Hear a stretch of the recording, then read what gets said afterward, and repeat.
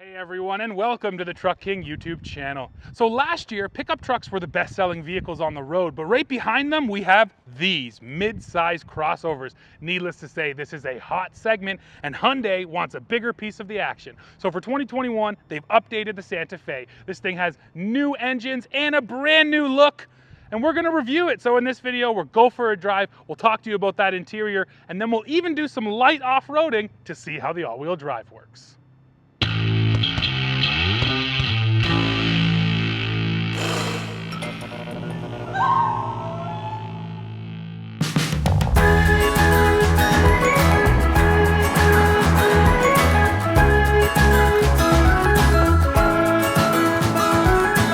Let's start with the Walkaround. So new for 2021 is a 2.5-liter inline 4-cylinder turbocharged engine that makes 277 horsepower and 311 pound-feet of torque. And when you get this Santa Fe Ultimate Calligraphy Edition, that's what we have here today, this bigger engine comes as standard. Now, like I mentioned, this is the top of the line model, so that's why we're getting this unique grille, all of that chrome up there, and a really nice looking set of 20-inch wheels down there. Now, one of the interesting things that Hyundai does is when you go for this Calligraphy Edition top of the line, there are no options. A lot of the times you can still load things onto here, whether it be styling or interior. That's not the case here. So when you go Calligraphy, this is exactly what your Santa Fe is gonna look like. Around the back here, we do have a powered tailgate, of course, and I want to show you inside. Now, of course, this is the Santa Fe, which means it's only a 2-row model. If you want 3 rows, you got to step up to that larger Hyundai Palisade. But if you go for the Santa Fe, you get a ton of storage space behind that second row, and in that second row, you're getting 41 inches of legroom, so that is quite a bit. Now, the nice thing back here is those seats can be tumbled from the rear. Simply press that button, and down they go, revealing way more storage space. One last little bit of neat storage. Fold up this little flap here and you reveal this little trunk area. That's convenient for groceries and stuff. And over here, this is a flat tire repair kit. Yes, this Santa Fe does not come with a spare tire. So now it's time for Does Steve Fit? Well, let's find out. Now, I have to point out today that this is my driving position. So this is essentially me sitting behind me. And you know what? I'm comfortable. This is just over 41 inches of legroom, which is quite a bit. And I fit in here good. Headroom-wise, I have just enough. Now, I stand at 6'2", so if you're taller than me, yeah, you might start having a problem. But for the majority of people, you're going to be fine. Plus, these seats are really comfortable. This quilted leather, it's quite nice. Now, in terms of what I have back here, I do have 2 USB ports and a 115-volt 3-prong outlet. So if I have my devices, I can plug them in. And then finally, one of my favorite features these days, just about most second rows do this now, this does recline. So when I want to just chill out, take a nap, put my drink in there, I can do that too. And wow, they recline quite a long ways. I can nap here, no problem. So let's take a look at the cameras real quick. It opens up with this rear and top down view. And what can I do here? Oh, you can actually zoom in a little bit and zoom out a little bit. That's interesting. And then what else you got on the left? Oh, that's down the sides. Nice. Oh, a top rear. That's cool with the hitch view. Handy for hooking up. And what's the middle button here? That's where we just were. And there's no wide, no, and then that's just settings. Okay, well, a pretty nice looking camera and a decent amount of views. Well, here we are driving in the Santa Fe, and this thing is all-wheel drive, and not only is it all-wheel drive, but it gets terrain modes. It gets mud, sand, and snow mode. So clearly the Santa Fe is not an off-roader, but if you tell me it's got a mud mode, well, that means I want to test it. So we're here on this unmaintained road, and so far so good. You know what? We just have regular all-season tires, nothing special, but the all-wheel drive system here in the Santa Fe has put good power to the ground. It's been confident, no problems, and there's just enough clearance, you know, a little more than you'd get out of a sedan, let's say, or a minivan, that you feel comfortable out here. But all that said, Dad, you're driving, and we do have it in mud mode, so what do you feel? It's competent, and to your point, all-wheel drive today is something that not only are we seeing it in more and more vehicles, but it's the kind of thing that people who would never buy a four-wheel drive are very happily buying as an all-wheel drive, because even the sales guy is going to tell them that it's set it and forget it, and it just works. So in other words, takes the stress off you for winter time. And frankly, that's something that Subaru's been pushing for 30 years with their symmetrical four-wheel drive. But it's basically the same thing. The idea is you've got traction, it's pushing the power to any wheel that needs it, and again, there's no involvement from the driver. So the less you know, probably the better off you are. And we're looking at this vehicle here today and saying this is not going off-road. However, we're on this really gnarly, unmaintained county road, and it's doing a fine job. And to your point with the Subaru, we brought a Crosstrek out here because it was the same idea. You know, that thing is built for not hardcore off-roaders, but a little more than just a paved road.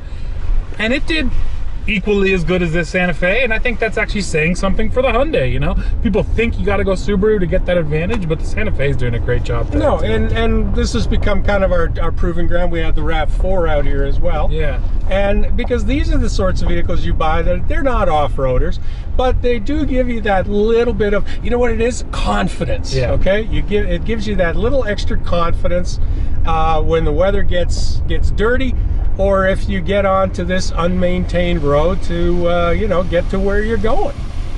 Now, clearly, the suspension isn't set up for this. Every pothole is, you know, kind of rough. It's not exactly a soft ride out here. And the other thing I'm noticing, that in mud mode, it's holding the gears like crazy, like right up to 3,500, 4,000 RPM. It's making sure you get right up there close to redline. So you always have that kind of low-end torque that you want when you're kind of picking through things. Yeah, exactly. And it wants you to have as much power available to each wheel. Now, we're not in any significant mud, but I mean, mud drags, mud sticks you. If you don't have the torque to break free, then yeah, you've got that problem. So that's what they've done. They're keeping it up in the power band. All right, Dad, we've gone back to the road now, so let's change the terrain setting. We're in mud mode. You press that button, and up to you. I'd go comfort. I like comfort. And that's the beauty of the Santa Fe. Now we should be able to take off on road and be in total comfort after handling that road. Well, here we go. Ooh, comfortable. No, but honestly, that's the beauty of a vehicle like this. With all of these crossovers, is you get, like we've talked about, that little bit of extra kind of off-road capability, and then when you get on-road, it's a nice, comfortable, cruising vehicle. So for 2021, this is a brand new power plant, and it did add more power. It's like 18% more power, something like that. So Hyundai has upped their horsepower, upped their torque, fuel economy improved. That's always amazing when they can give you more power and then better fuel economy. So on paper, this is a strong package, and I'd say, Dad, why don't you put your foot into it and let's feel the power. Really? Yeah. You ready? Yeah, ready. Power! That's pretty good. Takes off like a scalded cat. It's pretty good, honestly. Like, it takes a second for that turbo to hit, and then it's really quiet too. It's not really a gross sounding four-cylinder. You don't really hear much at all, but that acceleration is serious. Oh, well done, Hyundai. This little turbo, it really pulls. So, you know, it's worth noting reputation. Hyundai. It's amazing how many naysayers there still are for this brand. It's been in Canada since the early 80s. If you're old enough, you remember the Hyundai Pony, which frankly was the Bic lighter of cars at the time. In other words, completely disposable. But they were cheap, and that's how they broke into the market. But and let's face it now, this is it's going on over 30 years. They have built some really nice vehicles. They're as sophisticated, technologically, comfort-wise, design-wise, as any of their competitors. Absolutely. There is no longer the stigma, which they certainly lived with through the 80s and the 90s, of cheap Korean crap. It's anything but. And you can't buy a Hyundai today, or for that matter, test drive one, and not come away impressed. And that's coming from the old curmudgeon me. I think you're right, and actually what I think is interesting about that is I think Hyundai actually had to go further than other brands when it comes to making the vehicle drive nice, making the interior nice, making it more luxurious than the price tag suggests. Hyundai had to go further with all of those things because they were fighting a reputation of low quality cars. So now you sit in the Santa Fe and it's gorgeous, you know what I mean? Like, I would call this a luxury interior, beautiful quilted leather, all of the technology you could ever want, even some really clever technology that I've never seen before, like white noise built right into the infotainment system. So it's almost as though that reputation also, you know, really drove Hyundai to make cars like this these days. And so, yeah, you can't say it enough that that reputation might have been earned at one time, but not anymore. I have two other things I want to mention, and they're small things, but I think they show, you know, really just clever engineering, clever thinking. The first one is the wireless charging for my cell phone down here. There's actually a little flap. Your cell phone fits in vertically. It makes so much more sense to do it this way. It takes up way less space. Plus your phone is, you know, being held securely in there. I just think that's such smart thinking. And the other one, this isn't even smart, it's about the aesthetic.